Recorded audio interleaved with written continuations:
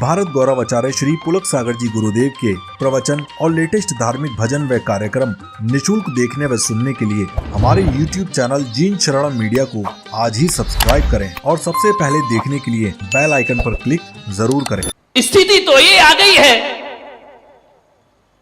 कि जिठानी का बच्चा ही देवरानी के घर में खेलने चला जाए तो जिठानी रोक देती है, वहां मत जाओ, चाची अच्छी नहीं है, वहां मत जाओ, दादी अच्छी नहीं है, वहां मत जाओ, बड़ी मम्मी अच्छी नहीं है।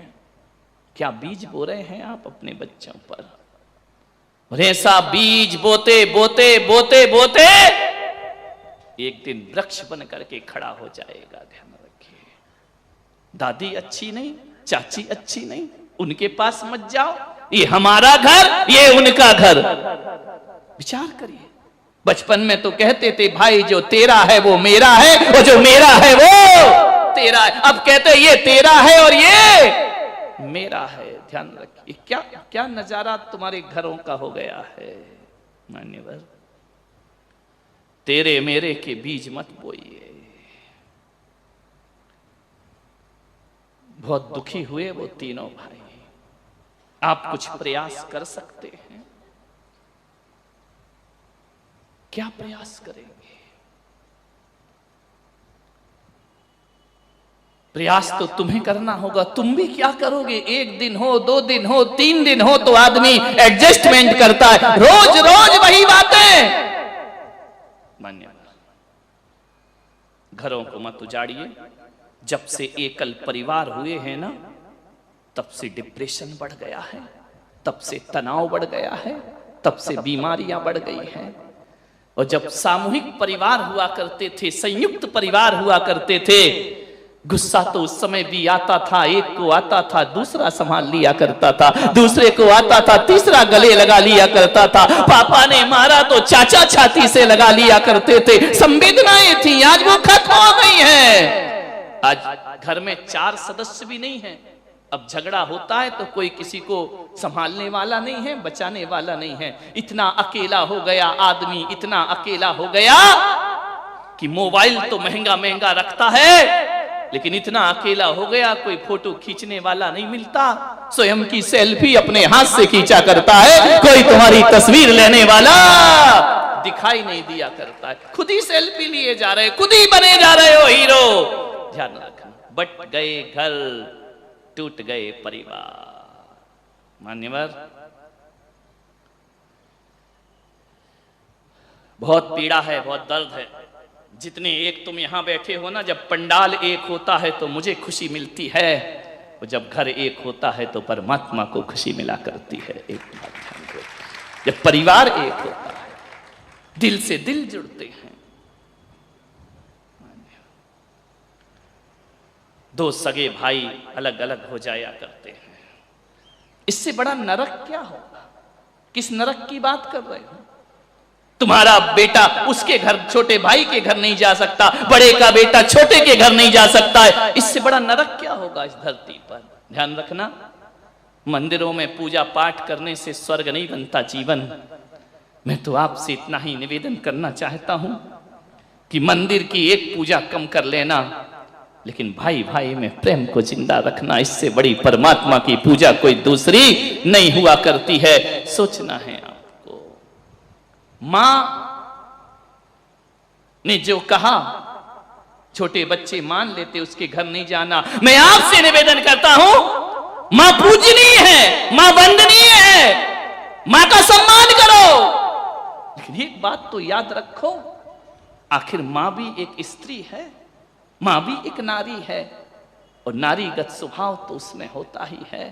थोड़ी सी समझदारी आप और हम रख लेना। ऐसा नहीं है कि मां जो कह रही है वो हमें नहीं मानना चाहिए, मानना चाहिए, लेकिन मां क्या कह रही है ये भी हमें अपने जीवन में सोचना चाहिए। पत्नी क्या कह रही है ये भी हमें जीवन में सोचना चाहिए। मां भी आखिर एक नारी हुआ करती है, एक स्त्री हुआ करती है। आपसे मैं पूछना चाहता हूं, भरत जी महाराज यदि मां कैकेयी की बात मान लेते तो क्या होता उस घर में? ध्यान रखिए, भरत जी यदि कैकेयी की बात मानते ना, तो दशरथ के उस वंश में रामायण का जन्म नहीं, महाभारत का जन्म हो जाता। ध्यान रखिए, भरत जी ने मां का सम्मान किया, मां का आतिथ्य, मां का सत्कार किया, लेकिन मां की वो बात नहीं मानी जो भाई को भाई से अलग करते। मां का कहना नहीं माना। तुम कितनी जल्दी बीवी का कहना मान लेते हो, ध्यान रखिए। नहीं, एक बात याद रखना, इतिहास में 2 युद्ध हुए हैं। एक युद्ध हुआ है रामायण का और एक हुआ है महाभारत का। ये 2 ऐसी चीज हैं, इतनी ताकत है इनमें कि आज भी रामायण को सुनने के लिए, देखने के लिए हजारों लोग तैयार हुआ करते हैं। एक महाभारत हुई, दोनों ही लड़ाइयां भाई भाई के लिए हुई। महाभारत भी भाइयों की लड़ाई थी और रामायण भी भाइयों की लड़ाई थी, और कुछ नहीं था।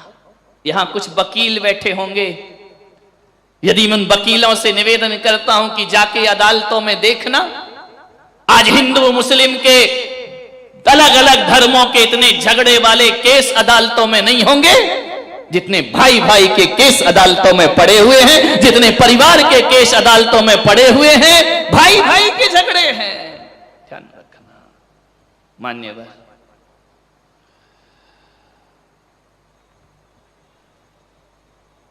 सोचना है आपको, भाइयों के झगड़े, भाइयों में विवाद।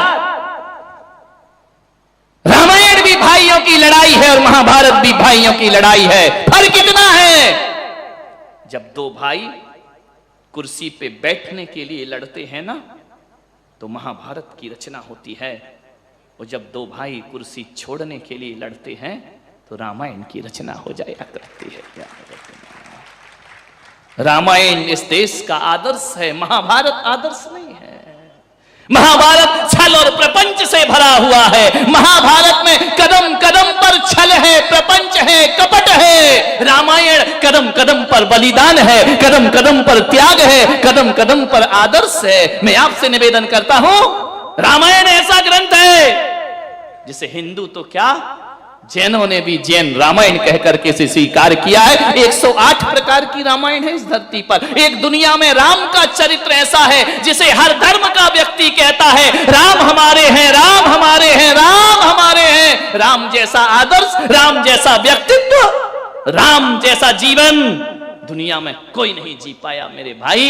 ये वो परिवार था जो अपने लिए नहीं जीता, दूसरों के लिए जिया करता था। और हकीकत में कहा जाए तो महावीर भगवान का शाश्वत सूत्र यदि कहीं फलित होता दिखाई देता है तो रामायण में महावीर स्वामी का सूत्र होता है, जियो और जीने दो। महाभारत तो कहती जियो और मरने दो, ध्यान रखना।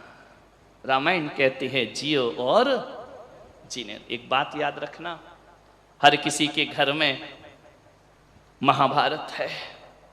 महाभारत के लिए कोई ग्रंथ पढ़ने की जरूरत नहीं है, महाभारत के लिए कोई बड़े बड़े उपदेश सुनने की जरूरत नहीं है।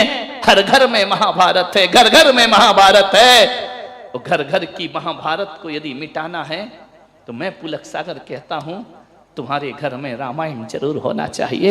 एक रामायण घर घर की महाभारत को मिटा के रख दे। एक रामायण, राम का चरित्र, राम का जीवन अपने लिए नहीं जिया वो परिवार, दूसरों के लिए जिया करता।